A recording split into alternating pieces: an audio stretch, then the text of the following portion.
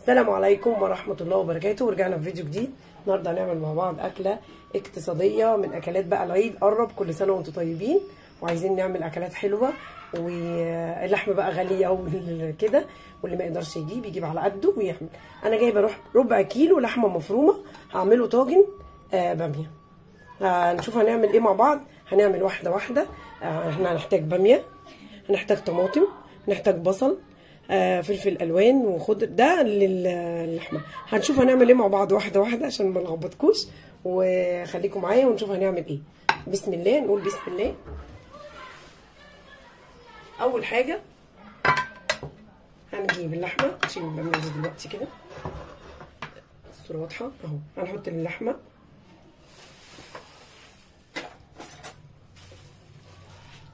تمام. ده ربع كيلو لحمه، ماشي. هنفرم له بصلايه كبيره وفلفل شطه سبايسي لو حابين، وايه تاني بس. وهنحط حبه بقدونس. كل ده هنحطه في الكبه ونضربه ونرجع تاني. ودي كل البهارات اللي احنا هنحتاجها، بس ما هفرم البصل وارجع لكم. اللي في الكبه حطينا بصلايه، فلفل، شويه بقدونس، بس الورق بس مش العروق، تمام. وهنحط كمان حبه ملح ونضرب ونرجع مع بعض نصفيهم ونحطهم على اللحمه المفرومه. فرمنا الحاجه، هنحط اللحمه المفرومه، نديها فرمه معاها.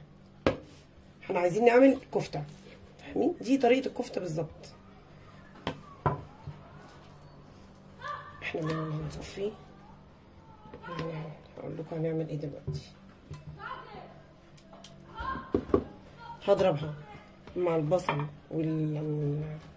والبصل وفلفل وخضره، نيجي نشوف هنعمل ايه. فرمنا كل الموضوع دوت اهو، شايفين؟ ربع كيلو لحمه حبه محترمين، هيبقوا حبه كفته كويسين جدا. هقول لك هنعمل فيهم ايه دلوقتي.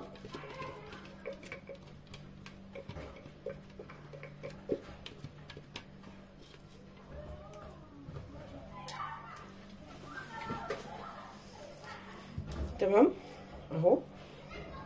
هقول لك هنعمل فيهم ايه بقى. دي توابل، ده مرق الدجاج، دي توابل الكفته واضحه، ودي حبه فلفل اسمر، حبه توابل لحمه، حبه بابريكا. كل ده هنحطه هنا. وهنجيب، علشان احنا ما صفيناش البصل والفلفل، فطبعا في سوائل ممكن تفك الكفته، فهنحط معلقتين من الدقيق، تمام. بس كده.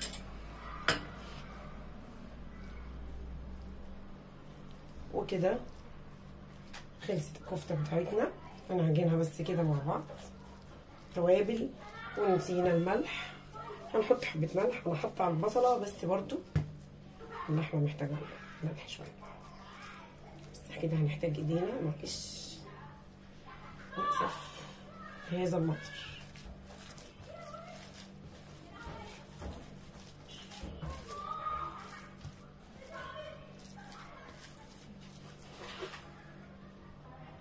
هنعمل بقى الكفته، عملناها هنصبعها. عاوز بس ايدي زيت كده واكورها.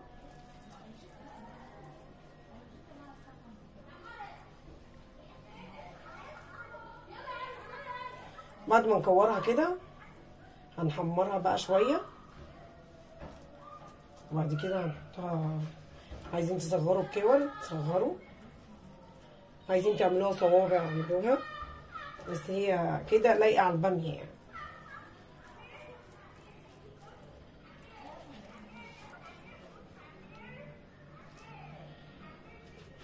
هنخلص الموضوع ده كله وارجع لكم تاني.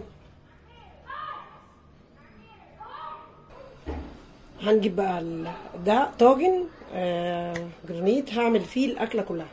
هعمل ايه دلوقتي.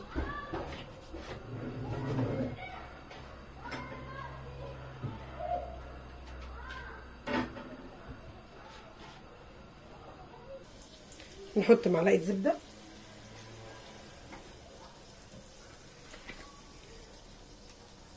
ومعلقه زيت عشان الزبده ما تتحرقش. تمام.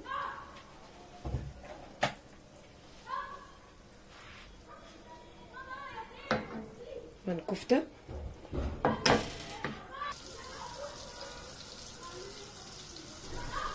هنحط بقى كور الكفته او اللحمه المفرومه. هي دي كفته، لو عايزه تصبعيها وتشويها هتبقى كفته، بس انا عاملاها كور. وما تقلبيش بقى الكفته خالص لغايه لما تتشمع وبعدين نقلبها. معلش الولاد في الشارع عاملين هيصه بيلعبوا كوره. انا اول مره يبقى عندي هيصه يا جماعه والله، انا بيبقى هص بس الولاد بقى تحت بيلعبوا. ربنا يخلي ولسه الاجازه جايه بقى وكده، ربنا يفرح الناس كلها ويخلي الولاد كلها.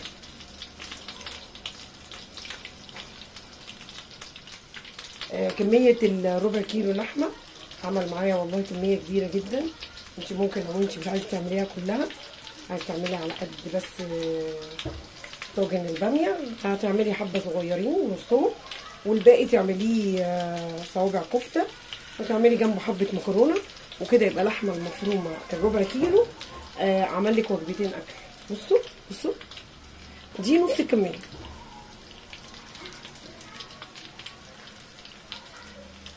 هي حطينا بصلايه وحطينا قرن فلفل، فلفل الوان او فلفل سبايسي براحتك، وحطينا معلقتين دقيق كبار كده، والتوابل وكم عودين بقدونس ولا حاجه مش كتير، بس الورق بس. وخلاص الكفته بتاعتنا خلصت. وعايزه تصبعيها كفته، عايزه تعمليها كور زي ما انا عاملاها كده اعمليها. انا اصلا هعمل لكم برضو اكله تاني باللحمه المفرومه اقتصاديه برضو بنفس الطريقه كده، بس هعملها صوابع واعملها صينيه بطاطس بقى، احلى صينيه بطاطس هتشوفوها. انا دلوقتي مش عايزه احرك الكفته علشان ما تفكش. لما تتحمر خالص هنقلها.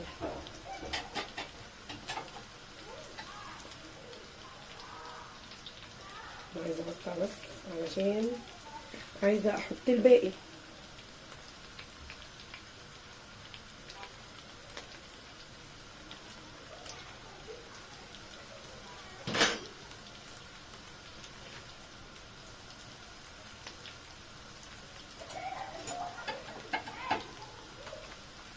تفضلي حركيها كده لغايه لما تتحرك هي لوحدها. شايفين ابتدت تتحرك.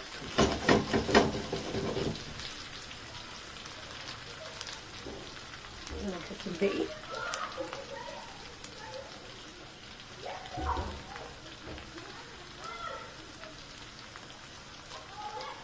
كل ما اوسع شويه كده هحط الباقي. هما كام واحده اللي فاضلين وانا مش عايزه اسيبهم.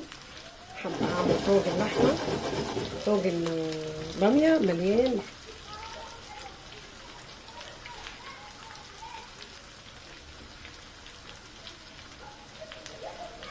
ينفع في العزايم، العزيمه عندك اي حد هيوفر معاكي كتير، وهيرمي معاكي طاجن كبير لحمه بالباميه بالبطاطس زي ما انت عايزه. انا هسيبه يتشمع خالص وبعد كده هقلبه. مش هاجي جنبه لما يتشمع خالص، لان لو قلبته هو مش هيفك، لان انا حاطه دقيق. طبعا الدقيق بيمسك اللحمه وبيخليها ما تفكش. هي دي ميزه الدقيق يا جماعه، اللحمه مش هتفك ومش هتكش الاتنين. بصوا اخر اتنين خلصت الطبق. شفتوا كميه كبيره ازاي؟ الصينيه دي كبيره طاجن يعني بتاع الجرانيت.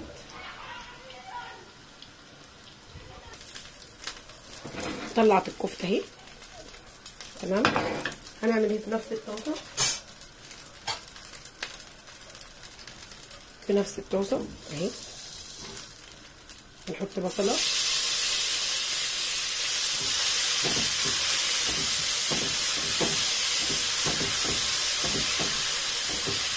البصلايه هتاخد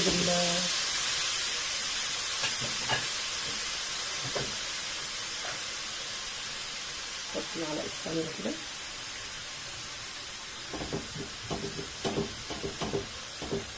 مش عايزه احط دهون كتير لان اللحمه فيها دهون كتير.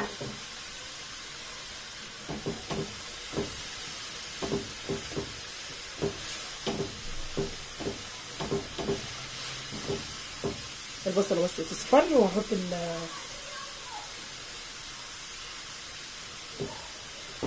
الباميه.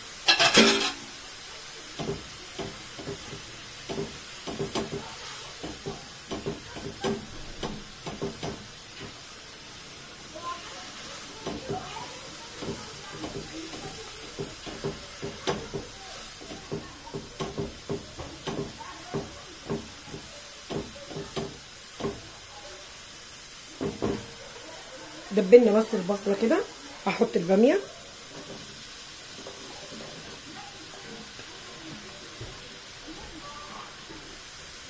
بسم الله.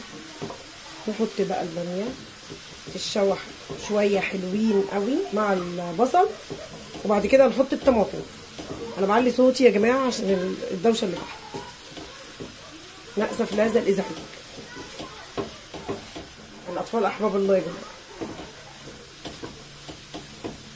انا معرفش هما من العماره ولا من العماير اللي جنبنا، بس بيلعبوا في المربع بتاع البارك بتاع العماير.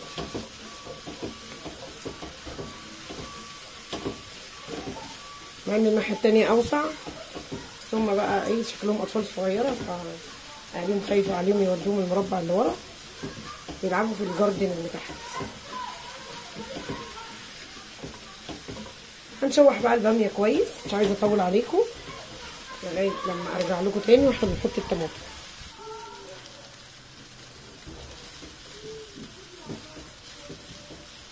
بصوا لغايه لما الباميه لمعت كده واتغلفت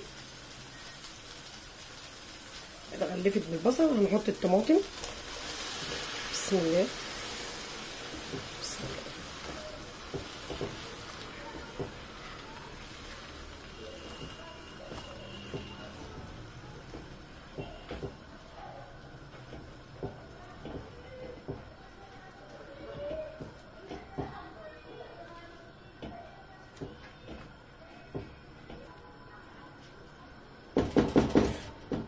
هنغطي عليها ونسيبها تتسبك والباميه تستوي، وبعد كده هنحط اللحمه عليها.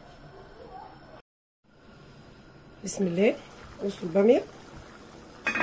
الباميه خلاص مستوي. هنعمل ايه بقى؟ هنحط الكفته اللي احنا قليناها. كفته متماسكه بس شكلها لما اتحمرت طبعا ايه مش هتفك عمرها اهي. اللي فكه دي وانا بطلعها من الطاسه. بصوا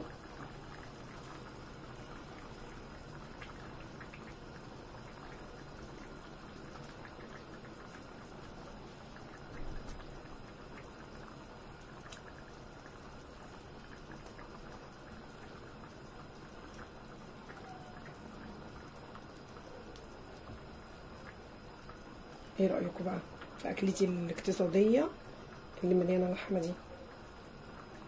حلوة ومفوفرة وطبعا جميلة. دوقوها واعملوها وجربوها وقولوا لي رأيكم ايه. بس انا مش هقلب قوي لان كل حاجة مستوية اهي. ممكن تدخليها الفرن بقى تاخد لون كده ووش، وممكن تغطي عليها وتسيبيها شوية وتاكلي من غير فرن. هناكل جنبها رز ونشوف احنا بنغرف.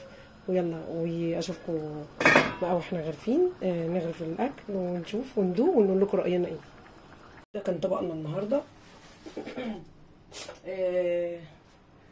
رز وكرات اللحمه. بصوا اللحمه ما فكتش ازاي اهي ماسكه نفسها. احنا اللي هنقطعها كفته بالظبط، كفته يعني دي باميه بكفته. بصوا بقى نجيب حبه صوص كده مع وندوق ونقول بسم الله.